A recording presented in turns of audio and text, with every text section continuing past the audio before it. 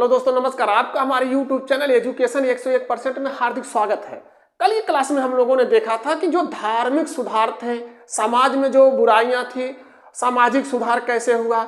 आज हम लोग देखते हैं इस सामाजिक सुधार में जो समाज का सबसे पिछड़ा तबका था, जो सबसे निचले तबके पर खड़ा हुआ था। जैसे हम लोगों ने देखा था कि समाज का जो उच्च वर्ग और निम्न वर्ग के बीच खाई पैदा हो गई थी। जो समाज का निचला तबका था वो आर्थिक सुरक्षा और सामाजिक अधिकारों की लड़ाई लड़ रहा था। उसमें कुछ सामाजिक अधिकारों की लड़ाई लड़ने वालों में कुछ सामाजिक महात्मा जैसे जो पुरुष पैदा हुए। उन लोगों ने क्या किया कि इन समाज का जो निचला तबका था, जिन्हें अछूत कहा जाता था, उनकी लड़ाई लड़ना शुरू कर दिया। इनमें सबसे पहले इन अछूतों की लड़ाई कहां से शुरू हुई? तो ये महाराष्ट्र से शुरू हुई। महाराष्ट्र से इन अछूतों की लड़ाई का शुभारंभ हुआ। इन शुभारंभों में सबसे पहले 11 अप्रैल 1827 ईस्वी को एक महापुरुष का जन्म होता है। 11 अप्रैल 1827 ईस्वी को महाराष्ट्र में जन्म होता है। जन्म किसका होता है? ज्योतिराव गोविंदराव फूले। उनका क्या नाम था? ज्योतिराव गोविंदराव फूले। ये महात्मा की उपाधि इनको मिली हुई थी। ज्योतिराव गोविंदराव फूले का जो लोकप्रिय नाम था, जिससे ये जाने जाते थे, इनको कहा जाता है ज्योतिबा फूले। ज्योतिबा फूले के नाम से ये मशहूर थे। ज्योतिबा फूले के पिता का नाम गोविंदराव और माता का नाम चिमनाबाई इनके माता का नाम था। और इनकी पत्नी जो थी सावित्रीबाई उस समय की प्रथम शिक्षिका और समाज सुधारिका, भारत का जो अछूत वर्ग को प्रोत्साहित करने वाली प्रथम शिक्षिका, या हम यूं कह सकते हैं कि भारत की प्रथम शिक्षिका और समाज सेविका थी। इन्होंने समाज का जो अछूत वर्ग था, पिछड़ी जातियां थी, महिलाओं और किसानों के उत्थान के लिए ज्योतिबा फूले ने अपनी पत्नी सावित्रीबाई फूले के साथ संघर्ष किया। इस सामाजिक लड़ाई के लिए इन्होंने 1872 ईस्वी में एक पुस्तक लिखी। 1872 ईस्वी में ज्योतिबा फूले ने एक पुस्तक लिखी।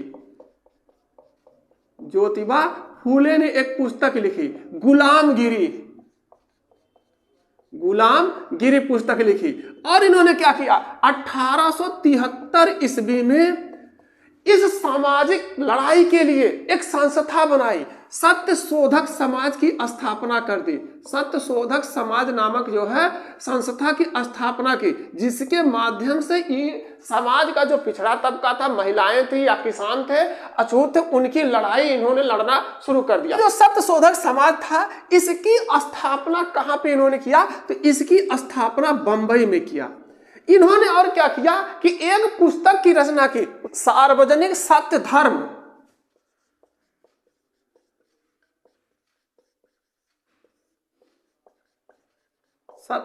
पुस्तक।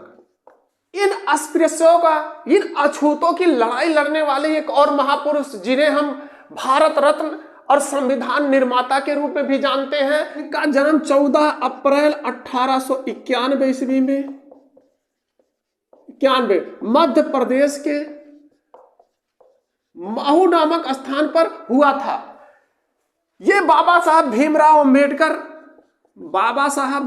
अंबेडकर समाज का जो पिछड़ा तबका था, अनुसूचित जाति थी, और ये जो महिलाएं थी या समाज में कुछ ऐसे वर्ग थे जिन्हें समाज में जो जीने का हक नहीं था, उनको अधिकार दिलाने वाले बाबा साहब भीमराव अंबेडकर।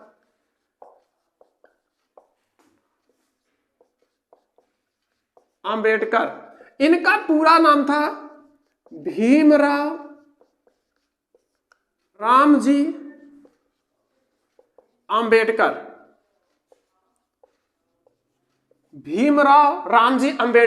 इसमें इनके पिताजी का नाम भी शामिल है और इसमें जो है इनकी माता का भी नाम शामिल है। और ये अंबेडकर इनके उपाधि या इनके जो है टाइटल, हम कह सकते हैं कि इनके गुरुजी ने इसको जो है एक टाइटल दिया कि आप इस नाम को जोड़ के रखिए। और ये बाबा साहब भीमराव अंबेडकर जो थे, एक अस्पृश्य जात थी।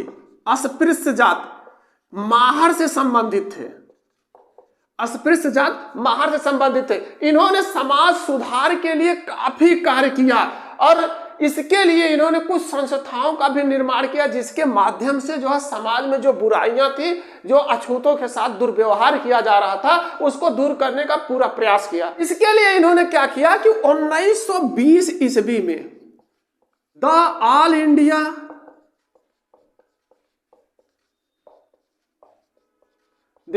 इंडिया डिप्रेस्ड क्लास फेडरेशन की स्थापना की।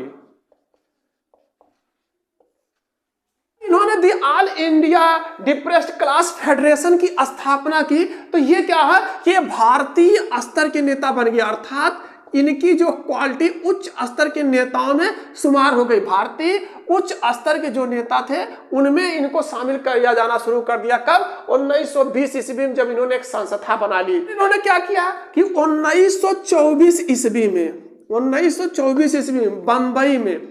बंबई में बहिष्कृत हितकारी सभा की स्थापना कर दी।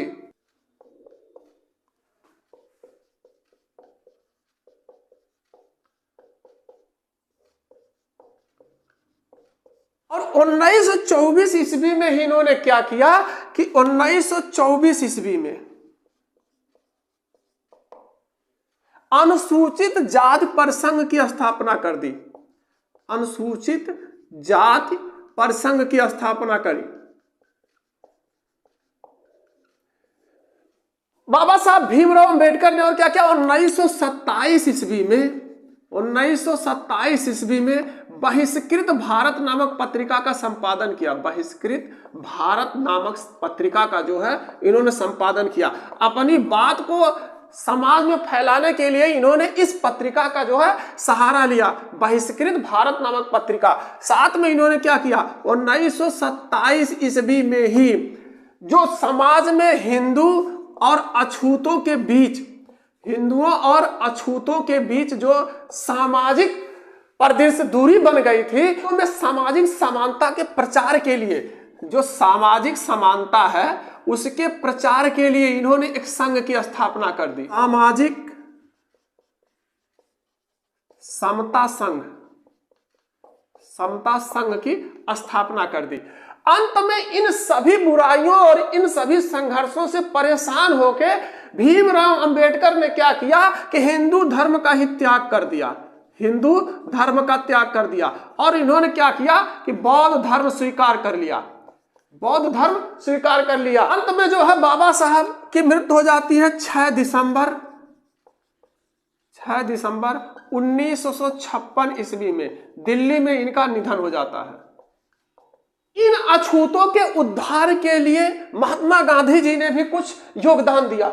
इन्होंने क्या किया कि जो समाज का एक अछूत वर्ग था उसके लिए महात्मा गांधी जी ने एक अहम रोल निभाया कि समाज में जो अछूत है इनको भी सम्मान की जिंदगी जीने का हक दिया जाए। इनके लिए इन्होंने क्या किया कि 1932 ईस्वी में सर्वप्रथम इन्होंने अछूतों को हरिजन नाम दिया। साथ में इन्होंने क्या किया, इनके उद्धार के लिए इन्होंने एक पत्रिका भी निकाली। समाज में एक सम्मान दिलाने के लिए महात्मा गांधी जी ने एक हरिजन पत्रिका भी निकाला। और हरिजनों का जो इन्होंने नाम रखा है, अछूतों का नाम हरिजन जो रखा है इन्होंने, उनके लिए इन्होंने क्या किया, एक सामाजिक समता संघ की स्थापना कर दी। हरिजन सेवक संघ की स्थापना, हरिजन सेवक संघ। और इन्होंने क्या किया, 1932 ईस्वी में the all India depressed class association की स्थापना कर दी।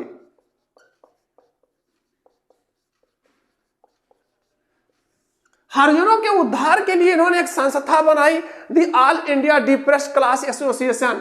इसके माध्यम से इन्होंने जो समाज का अछूत वर्ग था उसके उद्धार के लिए अथक प्रयास किया। ये the all India depressed class association जिसकी स्थापना महात्मा गांधी जी ने किया था, यह स्थापित कहाँ हुआ, तो ये बंबई में ये संस्था की स्थापना महात्मा गांधी जी ने किया। ऐसा नहीं था कि ये समाज का जो दबा कुचला वर्ग था उसी वर्ग से ही ये छटपटाहट पैदा हो रही थी कि हमको भी सामाजिक अधिकार या समानता दिया जाए। उसमें कई महापुरुषों ने योगदान दिया, जैसे महात्मा गांधी जी ने दिया, और इसके साथ साथ कुछ शासक वर्ग वालों ने भी इसमें योगदान दिया कि जो अछूत हैं, समाज का जो दबा वर्ग है उसको सहयोग किया जाए। 1920 ईस्वी के दशक में 1920 ईस्वी के दशक में ये कोल्हापुर के महाराजा जी हैं, कोल्हापुर के राजा हैं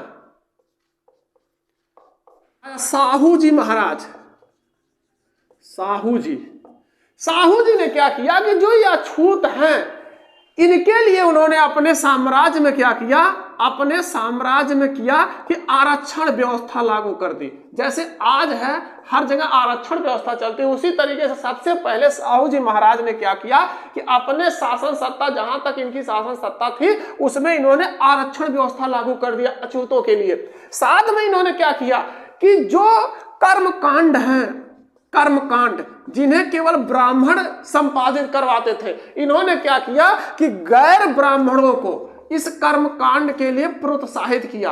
गैर ब्राह्मण वर्ग वाले से इन्होंने कर्मकांड करवाना शुरू करवा दिया। इस सुधार आंदोलन में जो अछूतों के प्रति जो है दुर्व्यवहार था, उसमें एक सुधार करने वाले व्यक्तियों में प्रमुख थे ई.बी. रामास्वामी नायकर। ई.बी. रामास्वामी नायकर उर्फ पेरियार इनको कहा जाता था। ये ई.बी. रामास्वामी नायकर उर्फ पेरियार 1920 ईस्वी के दशक में 1920 ईस्वी के दशक में ई.बी. रामास्वामी नायकर उर्फ पेरियार ने 1920 ईस्वी के दशक में आत्मसम्मान आंदोलन चलाया।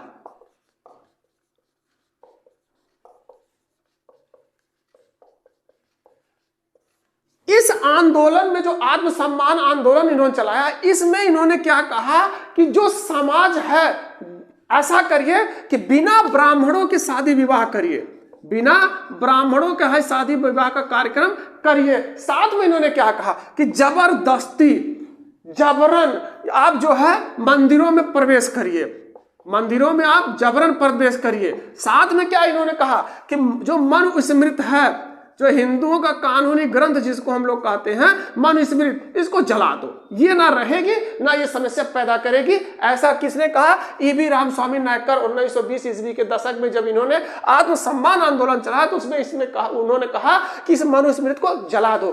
साथ में इन्होंने क्या किया कि एक तमिल भाषा में रामायण की रचना कर दी, तमिल भाषा में रामायण की रचना की। इसे कहा जाता है कि सच्ची रामायण। हम अब देखते हैं कि ये मजदूरों की जो स्थिति थी उसको दूर करने के लिए कौन कौन से कार्य हुए। मजदूरों की स्थिति को दूर करने के लिए कुछ ट्रेड यूनियनों की स्थापना हुई। ट्रेड यूनियन एक ऐसा संघ था जिसमें श्रमिकों की स्थिति, मिलों और कारखानों में जो श्रमिकों की स्थिति और अवस्था को सुधारने का एक व्यवस्था थी। इसके माध्यम से ही जो है सबसे पहले जो है श्रमिकों की अवस्था सुधारने का प्रयास किया गया। सबसे पहले कड़ी में क्या हुआ कि 1877 ईस्वी में अपने नियोजकों के विरुद्ध मजदूरों की पहली हड़ताल देखने को मिली।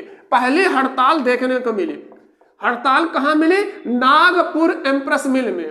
नागपुर एम्प्रेस मिल में जो है सबसे पहले यह देखने को मिला कि मजदूरों ने हड़ताल कर दिया। ये नागपुर एम्प्रेस मिल में जो हड़ताल हुआ था, ये हुआ क्यों था?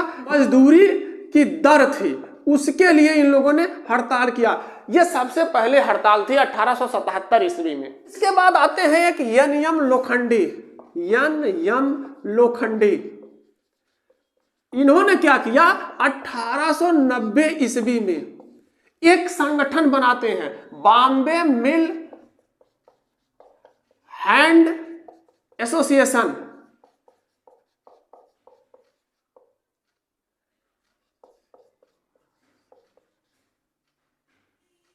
भारत में गठित प्रथम मजदूर संगठन था। भारत में गठित प्रथम मजदूर संगठन था। प्रथम मजदूर संगठन था। 1897 ईस्वी में 1897 ईस्वी में अस्थाई सदस्यता कि आप जो है किसी भी ट्रेड यूनियन या जो संगठन मजदूरों का उसके अस्थाई सदस्य होंगे और इसके लिए कुछ शुल्क देना पड़ेगा। और क्या है कि एक स्पष्ट नियम होगा कि मजदूरों के लिए क्या किया जाएगा। इन सभी के साथ एक संस्था बनती है जिसका नाम रखा जाता है the amalgamated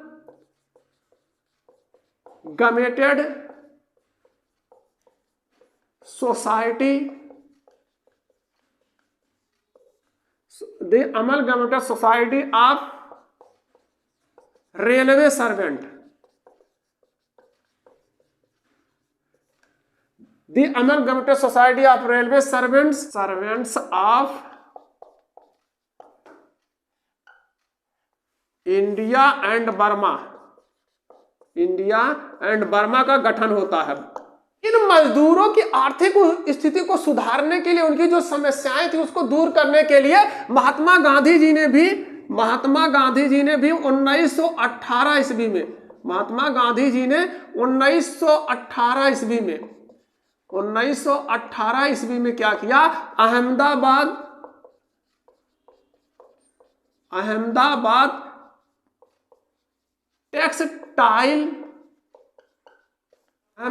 textile labour association की स्थापना की थी। एसोसिएशन की स्थापना की। इसका शॉर्ट नाम क्या है, ATLA। ये भारत की उस समय की सबसे बड़ी ट्रेड यूनियन थी। उस समय जो है सबसे बड़ी ट्रेड यूनियन थी जिसकी स्थापना महात्मा गांधी जी ने किया था। उस समाज का उस समय की सबसे बड़ी ट्रेड यूनियन थी ये। फिर मजदूर संगठनों की समस्याओं को दूर करने के लिए एक संस्था बनाई जाती है, all India trade union Congress. Congress की स्थापना होती है 1920 ईस्वी में बंबई में। 1920 ईस्वी में all India trade union Congress की स्थापना जो है बंबई में होती है। इसकी स्थापना कौन करते हैं, स्थापना एन.एम. जोशी ने इस all India trade union Congress की स्थापना की बंबई में 1920 ईस्वी में। और इसके अध्यक्ष बनते हैं लाला लाजपत राय को इसका अध्यक्ष बनाया जाता है। लाला लाजपत राय अध्यक्ष बन गए और इसका उपाध्यक्ष का पद मिलता है जोसेफ बैप्टिस्टा को।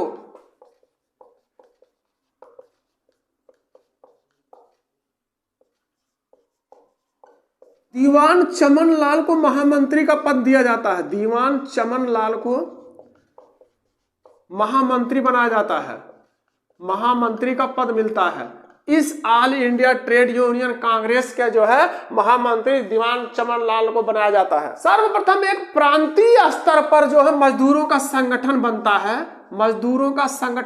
है। प्रांतीय स्तर पर मजदूरों का संगठन कब बनता है, 1925 ईस्वी में। 1925 ईस्वी मजदूरों का सर्वप्रथम एक प्रांत स्तर पर जो संगठन बनता है। प्रांत स्तर पर कहां पे बनता है ये, कलकत्ता में मजदूर किसान पार्टी के नाम से जो है संस्था बनती है प्रांतीय स्तर पर। 1928 ईस्वी में बंबई में जो कपड़ा मिल मजदूर थे उन्होंने हड़ताल कर दिया। कपड़ा मिल मजदूरों ने हड़ताल कर दिया। ये उस समय की 1928 ईस्वी से जो पहले की सबसे लंबी अगर हड़ताल की बात करें तो यही 1928 ईस्वी में जो बंबई में कपड़ा मिल मजदूरों ने हड़ताल किया था, उस समय की यह सबसे लंबी हड़ताल थी। कितने दिनों के लिए थी, 6 माह तक इन लोगों ने हड़ताल किया था। मजदूरों ने 6 माह तक जो हड़ताल किया था। लगभग इसमें जो है 1.5 लाख लोग भागीदार हुए थे। 1.5 लाख लोगों ने भाग लिया था, इसमें शामिल हुए थे। इस हड़ताल में जो है लगभग 1.5 लाख लोग शामिल हुए थे। केरल के एक महान धार्मिक सुधारक थे। केरल के महान धार्मिक सुधारक नारायण गुरु। इन्होंने क्या किया कि 1888 ईस्वी में एक आंदोलन चलाया जिसे कहते हैं अरबी पूरम का आंदोलन। अरबी पूरम का आंदोलन। ये अरबी पूरम का आंदोलन जो नारायण गुरु ने चलाया क्यों था? ये कहते थे कि जो अछूत हैं इन्हें भी धार्मिक छूट मिलनी चाहिए, धार्मिक छूट इनको भी मिलनी चाहिए। इसके लिए इन्होंने अरबी पूरम का आंदोलन चलाया। इन्होंने अरबी पूरम में ही शिव भगवान की एक मूर्ति का प्राण प्रतिष्ठापना कराया, शिव मूर्ति का जो है प्राण प्रतिष्ठापना कराया।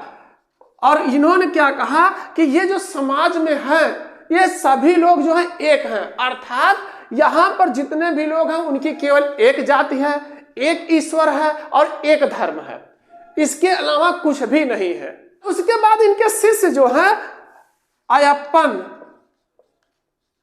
राजराजन, इनके शिष्य हैं अयप्पन राजराजन। उन्होंने इससे भी आगे बढ़ते हुए एक कदम आगे बढ़ा के क्या कहा कि ना तो कोई मानव का धर्म है, ना मानव का जात कोई है, ना मानव का कोई ईश्वर है, सब कुछ भी नहीं है। इनके गुरु क्या कहते थे कि एक जात, एक ईश्वर और एक धर्म है। लेकिन उनका चेला जो अयप्पन राजराजन था उसने कहा कि ऐसा कुछ भी नहीं है।